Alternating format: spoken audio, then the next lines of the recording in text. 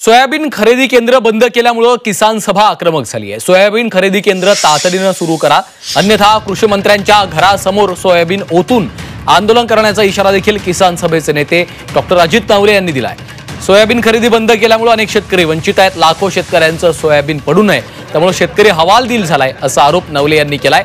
सरकारने खरेदी केंद्राची मुदत वाढवावी, पुन्हा सोयाबीन खरेदी सुरू केली नाही तर किसान सभा राज्यभर आंदोलन छेडणार असा इशाराही नवले यांनी दिला आहे।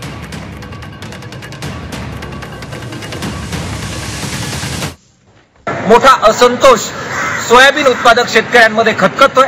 किसान सभा याबाबत इशारा देते की सरकारने या प्रश्नाबाबत तातडीने हस्तक्षेप करावा, मुदत वाढवावी, निधीची उपलब्धता करून द्यावी आणि सोयाबीन आधार भावापेक्षा जास्त किमतीने खरेदी होईल यासाठी पावलं टाकावी।